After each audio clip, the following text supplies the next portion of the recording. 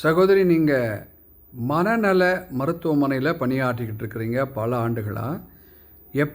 எப்படிப்பட்ட எத்தகைய நோயாளர்களை சந்திக்கிறீங்க?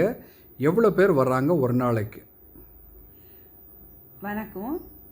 ஒரு நாளைக்கு 500க்கும் மேற்பட்டவங்க வராங்க. அதில் ஃப்ரெஷ் ஓபிடியில் இருக்கிறது ஒரு 150க்குள்ளே வருவாங்க. ஃபாலோஅப் ஓபிடிக்கு ஒரு 400க்குள்ளே வராங்க.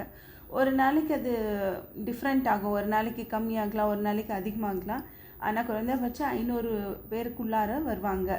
அங்கே வந்துட்டு பலவிதமான டயக்னோஸ் பண்ண பேஷண்ட்ஸ் வருவாங்க. ஸ்கீசோஃப்ரெனியா, பேரனாய்டு, ஓசிடி, இந்த மாதிரி எக்ஸட்ரா, இந்த மாதிரி நிறைய பேஷண்ட்ஸ் வருவாங்க. அந்த இதில் வந்துட்டு டெய்லி வந்துட்டு ஒரு கவுன்சிலிங்க்கு வரலாம். பிஆர்எஸ்ன்ற ஒரு இதுக்கு வராங்க. அதில் வந்துட்டு ஆக்குபேஷனல் தெரப்பிக்கு வராங்க, கவுன்சிலிங்க்கு வராங்க. வரக்கூடியவர்கள் ஆண்களா பெண்களா அதிகமாக? இல்லை, அப்படி நம்ம இது பண்ணவே முடியாது.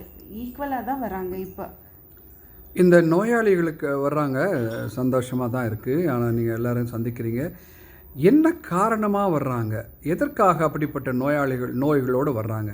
அந்த நோய்களுக்கெல்லாம் என்ன காரணம் நீங்கள் நினைக்கிறீங்க? இது என்னோட கருத்து.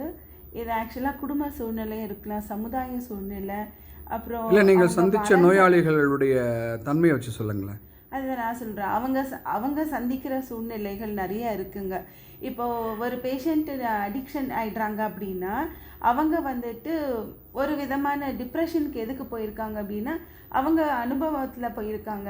இப்போ ஒருத்தர் ஏமாத்திடுறாங்க, ஒருத்தர் லவ் பண்ணுறேன்னு சொல்லி ஏமாத்திடுறாங்க, ஒருத்தர் பணம் கொடுக்குறேன்னு சொல்லி அவங்க கிட்ட வாங்கின கடத்தை கொடுக்காம ஏமாத்திருக்காங்க. அதனால அவங்க டிப்ரெஷன் போகிறாங்க. இல்லை, நிறைய விஷயங்கள் அவங்க வேணுன்ற ஆசைப்பட்ட திங்ஸ் வந்து அவங்களுக்கு கிடைக்காமதுனாலையோ அதுலேயுமே அவங்க டிப்ரெஷன் ஆகியிருக்காங்க.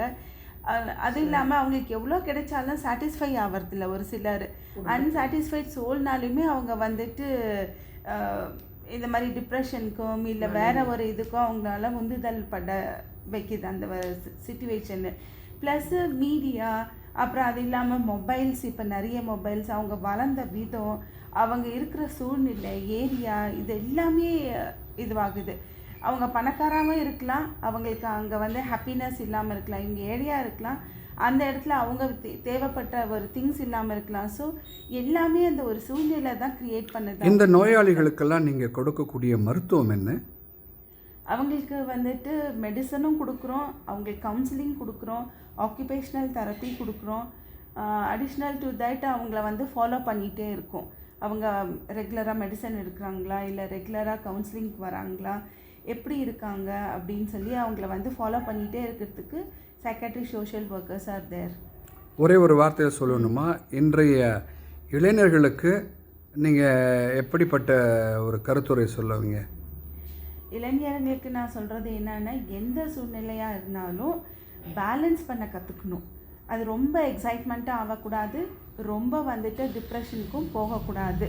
அது வந்துட்டு நம்மளோட எமோஷன்ஸை பேலன்ஸ் பண்ண கற்றுக்கினாலே நம்மளுடைய வாழ்க்கையை அழகாக நம்ம நடத்திட்டு போயிடலாம். நன்றி.